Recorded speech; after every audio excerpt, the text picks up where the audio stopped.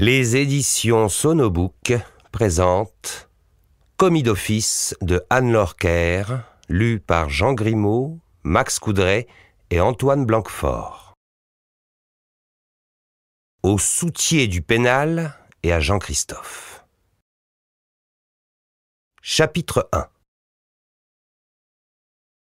Frédéric Moreau, nouvellement reçu bachelier, s'en retournait à Nogent, où il devait languir pendant 2 mois avant d'aller faire son droit. Raconte-moi. J'essaye de faire comprendre à mon ami le Proxo que mon albanais est trop rudimentaire pour lui raconter un livre dans lequel il ne se passe rien. C'est en 1840. Et alors? Fait-il, vexé. Il croit que je le snob, et il boude. Je me lance dans une traduction libre à partir de la centaine de mots qu'il m'a appris depuis que je partage sa cellule. De toute façon, il n'y a rien de mieux à faire. Aujourd'hui, il pleut si fort dehors qu'il est impossible de sortir en promenade. Un homme voit un jour femme qui est mariée et il aime femme qui est mariée et il attend toute sa vie femme. Elle s'appelle comment? Madame Arnoux. Il réfléchit et digère l'information en dodelinant de la tête.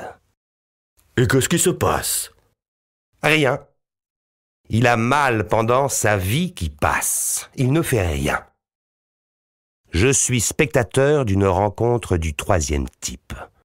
Dragan Dostum, proxénète du boulevard Serrurier, à qui il est reproché, entre autres, d'avoir cogné et vendu des filles qui tapinaient comme des feignasses, tente un mouvement d'empathie envers les souffrances de Frédéric Moreau. Et le mari? Il est vieux, pas beau. Il va dormir avec autre femme. Il a argent, mais il perd argent. Alors, pourquoi il prend pas la femme du vieux? Parce qu'il préfère avoir mal. Il me regarde avec une gueule confite d'incompréhension.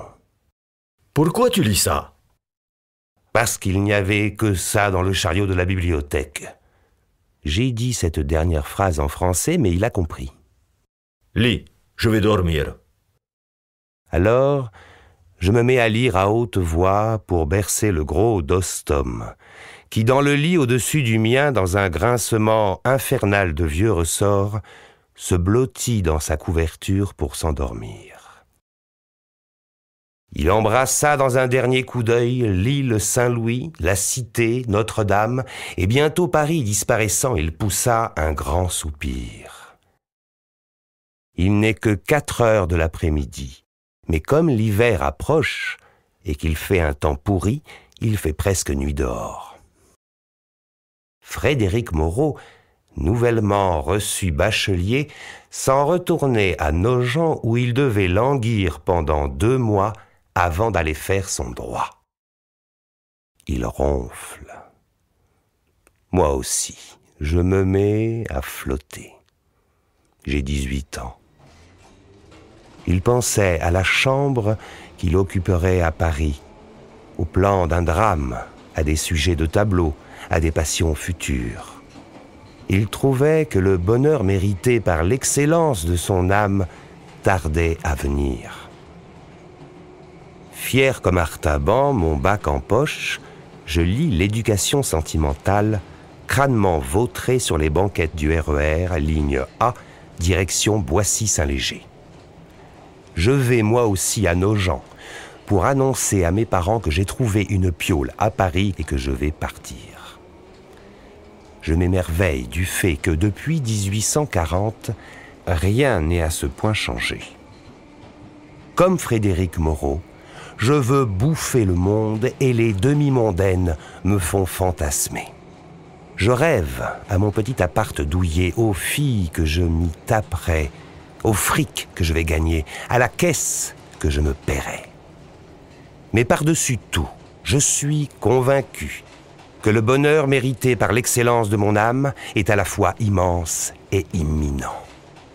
J'ai 18 ans, j'entre en fac, je suis un cador. J'aurais dû me méfier de l'engouement que j'avais pour ce roman. Je le relis aujourd'hui avec un œil neuf, et je m'aperçois qu'il s'agit avant tout de l'histoire d'un échec, de la faillite d'une vie. Une fade succession d'avortements et d'impasses.